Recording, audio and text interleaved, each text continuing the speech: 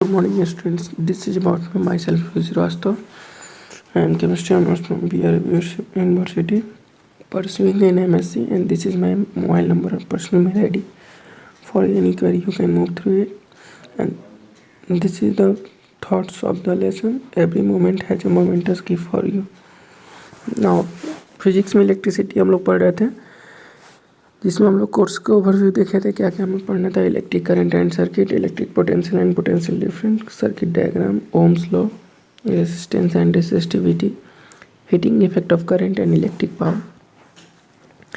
Electricity chapter का नाम है एज यू नो दैट। देखिए, चैप्टर से मूव ऑन करने से पहले जो भी हम लोग का लास्ट सेशन हुआ था, उसके बेस पर हम लोग को ये दिमाग में पहले ये सोचना चाहिए कि what is the basic difference between conductor and the insulator. No, general response for students क्या आएगा, क्योंकि वो 8 तक देखिए क्या डेफिनेशन पढ़े थे। Conductor are substance which allow current to pass through them. Conductor वो सब्सटेंस होता है जो अपने से क्या करते हैं, करंट को पास आउट होने देते हैं। एग्जाम्पल में iron, silver, copper, aluminium, etc.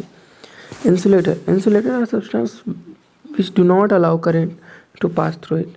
Insulator वो सब्सटेंस है जो अपने से क्या करते हैं, विद्युत का संचालन नहीं करने देते हैं। क्या कहलाते हैं, insulator. For example plastic, would, glass, rubber. अब चूंकि ये 8 तक था इसीलिए इसको ओके कहा जा सकता है। बट आप लोगों ने 9th में एटॉमिक मॉडल ऑफ और स्ट्रक्चर ऑफ एन एटम भी पढ़ा था। तो this knowledge must be included to give them better understanding to concept of conductor and insulator. जो 9th का एटॉमिक मॉडल और स्ट्रक्चर ऑफ एन एटम था, वो आपको एक बेस देता है अलग ही डिफिनेशन क्रिएट करने का, किसका, कंडक्टर एंड इंसुलेटर का। तो पहले उन सभी को जानने से पहले आप ये देखिए कॉन्सेप्ट ऑफ फ्री इलेक्ट्रॉन क्या है। Matter is made up of atoms and each atom has positively charge. Matter जो क्या होते हैं, एटम से मिलकर बने रहते हैं, और सभी जो एटम होते हैं वो क्या होते हैं, पॉजिटिवली चार्ज होते हैं। Nucleus at the centre with the negatively charge electron revolve around it. Nucleus क्या होता है, उसके सेंटर पे होता है और चारों तरफ निगेटिव चार्ज के इलेक्ट्रॉन मूव ऑन करते हैं।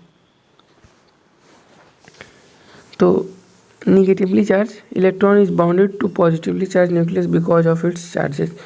निगेटिवली चार्ज इलेक्ट्रॉन जो होता है वो बाउंड करके रहता है। क्यों, क्योंकि पॉजिटिवली जो चार्ज होता है न्यूक्लियस में, उस चार्ज के कारण। If we provide energy to electron, it will not remain bound to the nucleus and just count out an atom. अगर ऊर्जा नहीं देता, अगर हम चाहे इलेक्ट्रॉन को ऊर्जा प्रदान करें, तब वो क्या होगा कि इलेक्ट्रॉन जो है, अगर आप बाहरी एनर्जी देंगे, यहाँ पे जैसे देख रहे हैं इलेक्ट्रॉन मूव ऑन करा तो बाहरी एनर्जी दे रहे हैं, तो क्या करेगा, वो न्यूक्लियस को छोड़ के बाहर चला जाएगा। ठीक है, this type of electron known as free electron. और इस टाइप के इलेक्ट्रॉन क्या कहलाते हैं, फ्री इलेक्ट्रॉन कहलाते हैं। Because it is not bound to any particular nucleus and therefore free to move within the material.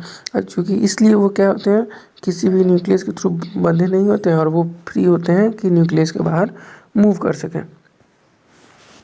इसलिए एडवांस डिफिनेशन देखते हैं कंडक्टर और इंसुलेटर के क्या हो सकते हैं। फॉर सम मटेरियल, कुछ पदार्थों के लिए energy required to free an electron is less. कुछ पदार्थों के लिए ऊर्जा का जो होता है आवश्यकता, वो फ्री इलेक्ट्रॉन को इसमें कम होता है। And it can be acquired from the surrounding at the room temperature. और ये क्या होता है कि हमारे जो रूम टेम्परेचर है उससे ये हो पाता है। These free electrons contribute to the electric current। और ये फ्री इलेक्ट्रॉन क्या करते हैं, अपना पार्टिसिपेशन थोड़ा सा इलेक्ट्रिक करंट की तरफ दिखाते हैं। Other electrons would remain bound to the nucleus and do not contribute the electric current. और कुछ जो होते हैं आपको न्यूक्लियस के साथ जुड़े रहते हैं और वो क्या करते हैं, पार्टिसिपेशन या फिर अपना योगदान नहीं दे पाते हैं इलेक्ट्रिक करंट में। The material which can produce free electron at room temperature are known as conductor. तो इस डिफिनेशन को आप और भी तरीके से देख सकते हैं, जैसे हम लोगों ने बताया था कि जिससे करंट पास हो सके। बट हम लोग चूँकि 9th क्लास में पढ़ चुके हैं स्ट्रक्चर ऑफ एटम और एटम्स के बारे में, इसलिए हम उसका डिफिनेशन चेंज कर दिए। The material which can produce free electron at room temperature are known as conductor. वह मटेरियल जो क्या करे, अपने से फ्री इलेक्ट्रॉन रूम टेम्परेचर पर पास होने दे, क्या कहलाएगा, conductor. Because of less energy required to the free an electron, क्योंकि उसमें क्या होता है, कम ऊर्जा लगता है एनर्जी को, कम ऊर्जा लगता है इलेक्ट्रॉन को फ्री करने में। एंड इंसुलेटर क्या होगा उसी तरह, the material which can not produce free electron at room temperature are known as insulator. तो मतलब वो मटेरियल जो अपने रूम टेम्परेचर पे क्या रहता है, कोई भी फ्री इलेक्ट्रॉन प्रोड्यूस नहीं करता है, क्या कहलाता है, इंसुलेटर कहलाता है। Because of large amount of energy required to free an electron, क्योंकि उसमें क्या हो सकता पड़ता है, लार्ज अमाउंट पड़ता है एनर्जी का इलेक्ट्रॉन को फ्री करने के लिए, इसीलिए वो इंसुलेटर है। ठीक है, इलेक्ट्रिक करंट के बारे में देखते हैं। देखिए इलेक्ट्रिक करंट का फ्लो दिखा रहा हूँ मैं। What is electric current? Flow of free electron through a conductor in a given direction is known as electric current. मतलब कंडक्टर में एक गिवन डायरेक्शन में इलेक्ट्रॉन का फ्लो होना क्या कहलाता है, इलेक्ट्रिक करंट कहलाता है। ऐसा यूनिट जो होता है करंट का वो क्या होता है, एम्पियर होता है। Okay, electric current is measured as I is equal to Q by T, where Q is charge in coulombs and T is time in second.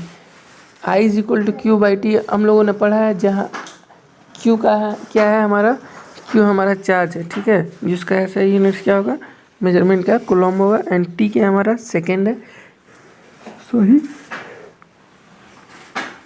T हमारा टाइम है, और उसको हम लोग क्या करेंगे, सेकेंड में मेजर करेंगे। चलिए एक एक्टिविटी देखते हैं जिसके बेस पर हम लोग समझेंगे फ्लो ऑफ चार्जेस क्या होते हैं। In order understand the flow of charge, flow of charge through a conductor, let us consider a hollow pipe containing 7 balls. Flow of charge को देखने के लिए एक कंडक्टर से आप क्या करें, एक हॉलो पाइप लीजिए जिसमें 7 बॉल्स होंगे, 1 to 7। If you try to push one more ball into the pipe from one end, a ball would come out from the other end of the pipe। अगर आप एक और बॉल इसमें डालना चाहिएगा तो क्या होगा, ये बॉल बाहर निकल जाएगा हमारा। It means that any given time, इसका मतलब हुआ किसी भी दिए गए समय में there can't be more than 7 balls। उसमें क्या हो सकता है, कोई भी किस 7 से कभी भी ज़्यादा बॉल नहीं हो सकते पाइप में। क्यों? क्योंकि उसमें कोई भी एक्स्ट्रा स्पेस नहीं है, अगर एक्स्ट्रा स्पेस रहता है तो वो चला जाता है। तो mechanism of flow of charge देखिए कैसे, going by the same logic that we have understand from the activity. जो पीछे एक्टिविटी में हम लोगों ने देखा कि बॉल एक एक्स्ट्रा नहीं आ सकता है क्योंकि उसके बीच में स्पेस नहीं है, सिंपल। वैसे ही उसी एक्टिविटी पर अगर हम चलें तो, या उसी लॉजिक पे चलें तो कह सकते हैं कि एक conductor may have billions of और ट्रिलियंस ऑफ फ्री इलेक्ट्रॉन। एक कंडक्टर में क्या होते हैं, बिलियंस या फिर ट्रिलियंस ऑफ फ्री इलेक्ट्रॉन्स होते हैं, एक या दो नहीं, billions and trillions of free electron. But there is no space from for an additional electron. लेकिन उसमें क्या होता है, एक एडिशनल इलेक्ट्रॉन का जगह नहीं होता। It means that when we push an additional electron into the conductor from one end, an electron would come out from the another end। इसका मतलब क्या हुआ कि अगर आप एक इलेक्ट्रॉन को एक एंड से डालते हैं तो फिर दूसरा इलेक्ट्रॉन दूसरे एंड से बाहर निकल जाएगा, ठीक है। दिस हैपन इंस्टेंटली, और ये लगातार और तुरंत होगा। It means that there is no time gap. इसका मतलब क्या हुआ, इसमें किसी तरह का टाइम गैप नहीं हुआ, किसके बीच में, pushing of an electron from one end and jumping out of one electron from another end या other end।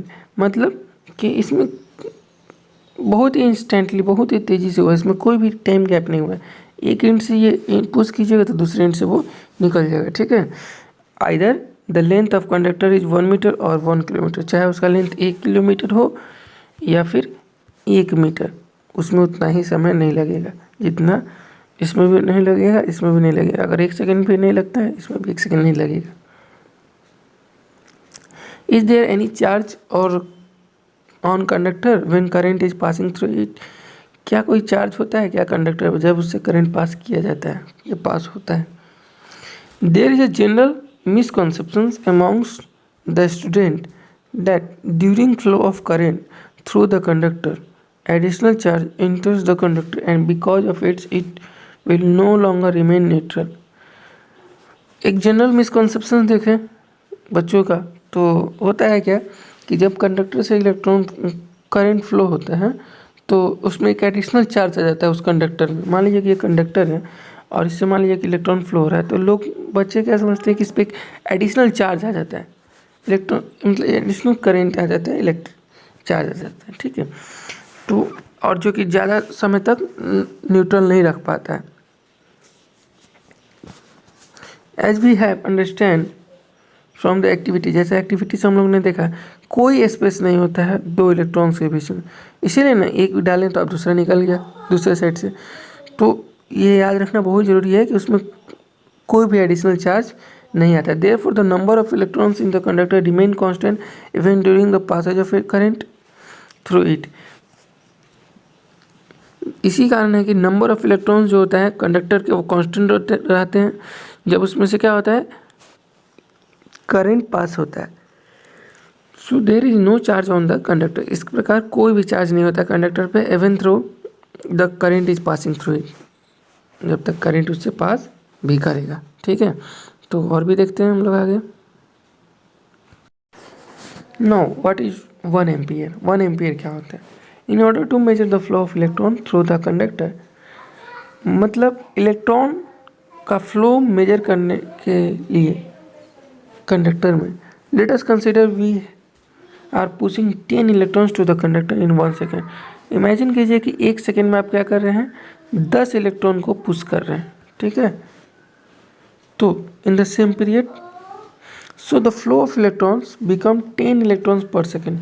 इसका मतलब क्या हुआ कि 1 सेकेंड में आप इधर से 10 इलेक्ट्रॉन डाले तो उधर से 10 इलेक्ट्रॉन निकला, ठीक है। तो इसका मतलब क्या हुआ, 1 सेकेंड में फ्लो ऑफ इलेक्ट्रॉन्स कितने होंगे 10 पर second. If we push 1 million electrons into the conductor in 1 second, अगर 1 मिलियन इलेक्ट्रॉन को पुश करते हैं 1 सेकेंड में, the flow of electrons becomes 1 million electron पर सेकेंड।